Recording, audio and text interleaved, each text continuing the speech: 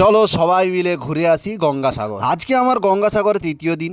আগের 2 দিন কিভাবে গঙ্গাসাগরে মাছ ধরতে গিয়েছিলাম তার কিন্তু সব ভিডিওই অলরেডি রয়েছে চ্যানেলে। 30 কিলোমিটার আইসোলেটেড এই দ্বীপের চারিদিকে শুধু রয়েছে জল আর জল। কালকে আমি পড়ছিলাম এই দ্বীপটির বয়স 2000 থেকে 2500 বছরেরও বেশি। আজকে আপনাকে দেখাবো একদিনের মধ্যে গঙ্গাসাগরের কতগুলি টুরিস্ট প্লেস একদিনে ঘোরা যায়। এখন আমরা বেরিয়ে যাব গঙ্গাসাগরের উদ্দেশ্যে। আর এখন বাজে ঘড়িতে 9:30। আর এইদিকে কৃষ্ণনগর থেকে গঙ্গাসাগরের দূরত্ব হলো 20 কিলোমিটার। কৃষ্ণনগর থেকে সর্বপ্রথম যেই জায়গাটি আমাদের সামনে পড়বে সেটা হচ্ছে হেলিপ্যাড। এই হেলিপ্যাড জায়গাটা খুব সুন্দর একটা জায়গা। কয়েক বছরের মধ্যে আরো একটা বিশাল টুরিস্ট অ্যাট্রাকশন তৈরি হতে চলেছে। এখানে তৈরি হচ্ছে এক বিশাল মন্দির, যাকে আপনি এই ভিডিওতে দেখতে পাচ্ছেন।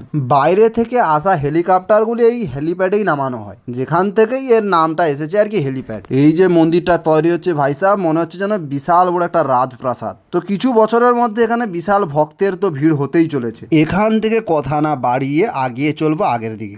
আজকের দিনে গঙ্গাসাগরের নেক্সট জায়গা হলো কুপিলমুনি আশ্রম। এই কুপিলমুনি আশ্রম সম্পর্কে কাউকে কিছু বলা লাগবে? এই কুপিলমুনির আশ্রমকে গিয়ে অনেক গল্প রয়েছে, যেগুলো আপনি গিয়ে ইন্টারনেটে দেখতে পারেন।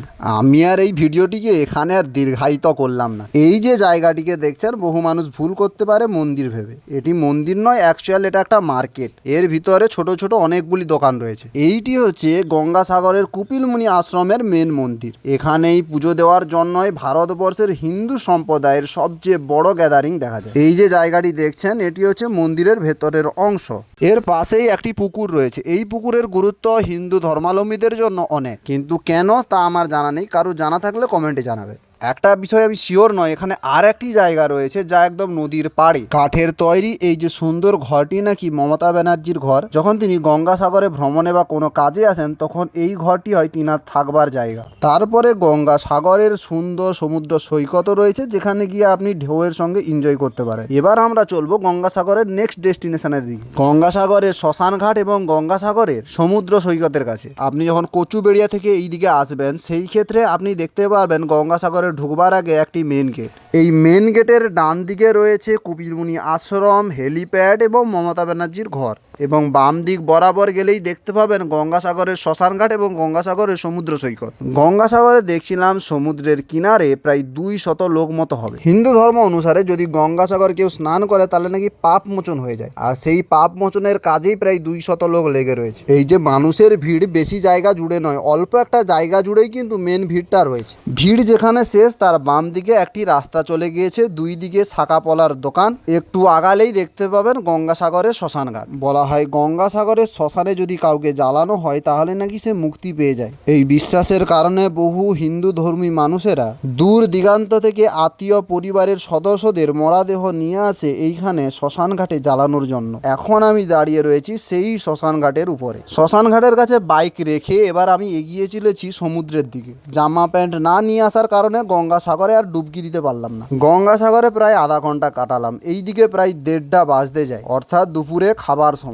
সঙ্গে খাবার ছিল, ভাবলাম গঙ্গাসাগরের পাশেই বসে খাবো। বললো না না, আর এক টুরিস্ট প্লেস রয়েছে, সেখানে গিয়ে আমরা সবাই মিলে বসে একসঙ্গে খাবো। এই জায়গাও গঙ্গাসাগরের one of the most attractive place. এটি হচ্ছে গঙ্গাসাগর থেকে 3 থেকে 4 কিলোমিটার দূরে অবস্থিত লাইট হাউস। আমার সঙ্গে যে 4 জন রয়েছে তাদের মধ্যে 2 জন হলো আমার বেটির ছেলে, আর 2 জনের বাইক রয়েছে। একজনের নাম হলো রেজাউল আর একজনের নাম হলো ইয়ামিন। এখানে একটা কথা বলে রাখি, গঙ্গাসাগর যদি ট্রাভেল করতে চান এবং ভালোভাবে এনজয় করতে চান তাহলে সব থেকে ভালো অপশন সাইকেল অথবা মোটরসাইকেল। টোটোতে করে যদি ট্রাভেল করে মজা নিতে চান তাহলে পকেটে আচ্ছা খাসা টাকা রাখতে হবে। আজকের দুপুরের খাবারটা ছিল ইয়ামিনের তরফ থেকে। খাবার যেভাবে সাজিয়েছিল, যেভাবে স্বাদ, এমন তো আমার শ্বশুর বাড়িতেও কখনো খাইনি। আসলে আমার শ্বশুর নেই, আর শ্বশুর বাড়ির খাবার কোথা থেকে পাবো।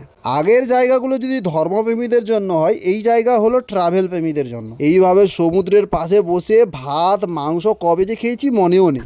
আজকের দিনে আমার লাস্ট টুরিস্ট অ্যাট্রাকশন যেখানে আমি ট্রাভেল করতে চলি সেটা হচ্ছে মন্দিরতলা চিলড্রেন পার্ক বানানো হয়েছে বাচ্চাদের জন্য, কিন্তু ভিড় বড়দেরটাই বেশি। এখানকার সানসেট দেখবার জন্য যদি সাগরে সানসেটের মজা নিতে হয় তাহলে এই জায়গার থেকে ভালো জায়গা আর হতে পারে না। এই ছিল তৃতীয় দিন পর্যন্ত মোট ঘোরার জায়গা, যেখানে আমি একদিনে কভার করতে পেরেছি। এই ছিল আমার তৃতীয় দিনের মোট গল্প। কালকে চতুর্থ দিনে শুধুমাত্র রিল্যাক্সেশন আর ঘুমিয়ে কাটিয়েছি। এই সাগর থেকে কিন্তু আজকেই পাড়ি দেওয়ার কথা ছিল বাড়ির উদ্দেশ্যে, কিন্তু আপনাকে মনে রাখতে হবে এখানে আসবার জন্য দুটি ট্রলার থাকলেও সাগর থেকে ফিরবার জন্য কেবলমাত্র একটি ট্রলারই রয়েছে, তাও ফের সকাল 9টায়, যেটা আমি মিস করে দিই। পরে জানতে পারি আর একটি পান বিক্রি করা ট্রলার রয়েছে। একদিন অন্তর একদিন করে চলে এই ট্রলারটি। এই ট্রলারটি রাত্রি 10টা 11টার সময় ছাড়ে আর নামিয়ে দেয় হলদিয়া টাউনশিপে 2টার মধ্যে। এমন সময় নামায় যে সময় বাড়ি ফেরবার জন্য সকাল 5টা পর্যন্ত কোনো ব্যবস্থাই নেই। রাতের বেলায় সমুদ্রের মাঝখানে থাকবো ভেবেই যেন একদম এক্সাইটেড হয়ে পড়েছিলাম। ভাবলাম এইরকম সুযোগ আর মিস করা যায় না, তাই রাত 11টার সময় বেরিয়ে পড়ি ট্রলারে করে সমুদ্রের উদ্দেশ্যে।